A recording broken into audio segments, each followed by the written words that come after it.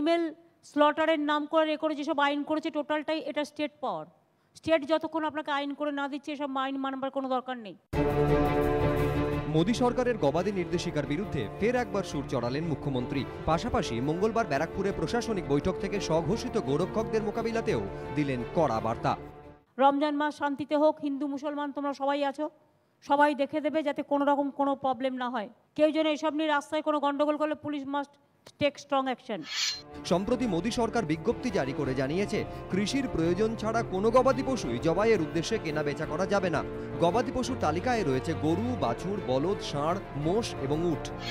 এতেই রাতের ঘুম উড়েছে গরু ব্যবসায়ীদের। তাদের প্রশ্ন, যে গরু দুধ দেয় না, কৃষিকাজে লাগে না, তাকে যদি বিক্রি না করা হয় তাহলে কি করবেন? গরু পুষতেছি কার জন্য?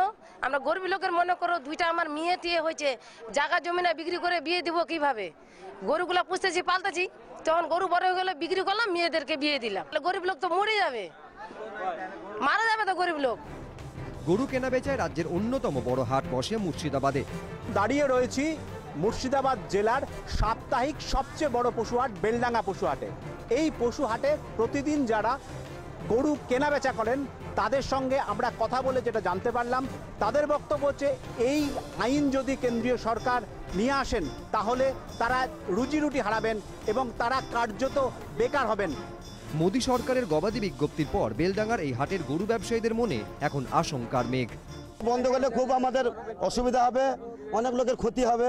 যদি আমরা না বেচতে হবো, না কিছু করতে হবে, তাহলে কি করবে? এগুলো কোন কাজ? এগুলো কাজটা কি?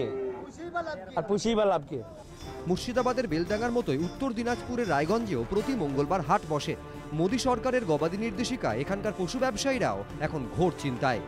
একটা মেয়ের বিয়ে লাগলো, কে দিবে টাকাটা আমাকে? কেউ দিবে? সরকার দিবে? পঞ্চায়েতের লোক দিবে? না 10 জন দিবে? আমার পয়সা আমাকে জোগাড় করতে হবে। আমার আজকে এক গরু আছে বেচার জন্য, আমি বেচতে নিয়ে আসছি, তো গরু যারা আমার কে নিবে? আমাকে তো কেউ টাকা দিবে না। ব্যবসায়ীদের আশঙ্কা, মোদী সরকারের গবাদি নির্দেশিকার জেরে দেশের প্রায় 1 লক্ষ কোটি টাকার মাংসের ব্যবসা বড় সড় ধাক্কা খাবে। Meat, leather, by products, handicraft, brush industry, soap industry, pharmaceutical industry, तो 1 करोड़ के आसपास इसमें लोग जुड़े होंगे जो डायरेक्ट होंगे। इनडायरेक्ट ट्रांसपोर्टेशन में, लॉजिस्टिक्स में, मंडियों में, तो वो एक फिगर बहुत बड़ा चला जाता है। लेकिन 1 करोड़ तो ये डायरेक्ट 3 इंडस्ट्री से जुड़े हुए हैं। 1 करोड़ इंडिविजुअल और उनके परिवार, तो आप उसका हिसाब अनुमान लगा सकते हैं। আমাদের under make in India program আমাদের প্রাইম মিনিস্টার আমাদের টার্গেট দিয়েছে যে এখন আমাদের total turnover the leather industry $13 billion. উনি একটা আমাদের বলেছে by 2020 we have to reach up to $27 billion.